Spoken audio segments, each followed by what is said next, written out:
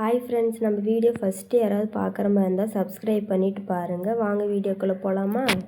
ஆடி 18 முடிஞ்சு அன்றைக்கி ஈவினிங்கில் ஒசூருக்கு கிளம்பியாச்சு. மாமாவுக்கு நாளைக்கு ஃபஸ்ட் ஷிஃப்ட்டு, அதனால் நைட்டே கிளம்பியாச்சு. வீடெல்லாம் லாக் பண்ணிட்டு போய் அம்மாக்கிட்ட சொல்லிட்டு வந்துடலான்ட்டு நானும் மாமாவும் கிளம்பி அம்மாக்கிட்ட சொல்லிவிட்டு கிளம்பியாச்சு. வண்டி ஒசூர்லேயே இருக்கிறனால நம்ம இப்போ பஸ்ஸில் தான் போகிறோங்க.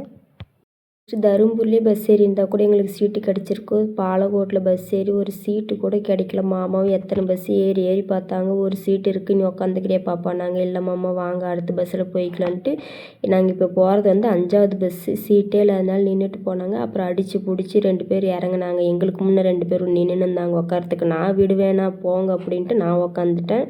எப்பவுமே பஸ்ஸில் போனாவே எனக்கு தூக்கம் வந்துடும். கண்ட்ரோல் பண்ணிகிட்ருப்பேன். என்னால் இன்றைக்கி கண்ட்ரோல் பண்ண முடியாதனால மாமா மேலேயே தூங்கிட்டு மாமாவை எவ்வளோ அழகாக நீ வீடியோ எடுத்துன்னுக்குறாங்க. அப்புறம் எழுப்பி விட்டாங்க. மாமா ஊர் வந்துடுச்சு எழுன்னு சும்மாவே சொல்லி எழுப்பி விட்டாங்க.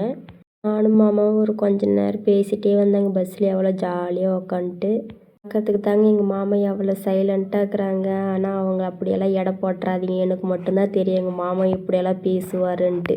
நெக்ஸ்ட்டு பஸ் ஸ்டாண்ட் வந்தாச்சு. மாமா நீ இங்கே இருப்பாப்பா, நான் போய் வண்டி எடுத்துகிட்டு வரேன்ட்டு இருந்தாங்க. நாங்கள் உட்காந்துருக்குள்ளே இந்த கவிதை என் கண்ணுக்கு தென்பட்டுச்சு. நல்லா இருந்தனால அது ஒரு கிளிப் எடுத்துட்டேன்.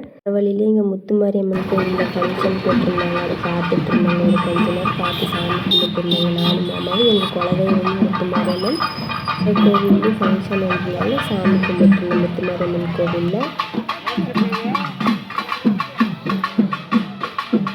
போகலாமா பாப்பா, நாங்கள் இருங்க மாமா ஒரு கொஞ்ச நேரம் சாமி கும்பிட்டாரன்ட்டு சாமி கும்பிட்டு கிளம்பியாச்சு. இது தாங்க நம்ம இருக்கிற ஒசூரில் இருக்கிற ரூம்பு மீன்ஸ் என்னோடய ஜெயில். ஒசூருக்கு வந்தாவே இது ஜெயிலில் இருக்க மாதிரியே எனக்கு ஒரு ஃபீல் ஆகும். ஏன்னா மாமாவும் ஷிஃப்ட்டுக்கு போயிடுவாங்க. ஒண்டியாக இருப்பேன் நான் வீட்டில். அதுவே புலம்பினே இந்த மாமாக்கிட்ட வரக்குள்ளே நீ கொண்டு வந்து ஜெயிலில் விட்டிங்களே பரவாயில்லைங்களா அப்படின்னு சொல்லிட்டு ஒரு மாமா ஒரு நாள் தான் பாப்பா, அப்புறம் போக போக சரியாக போயிடுன்னு சொல்லியே நீ கல்யாணம் ஆன புதுசுலேருந்து இன்ன வரையுமே நீ அப்படி சொல்லி தான் இங்கே வச்சுருக்காங்க.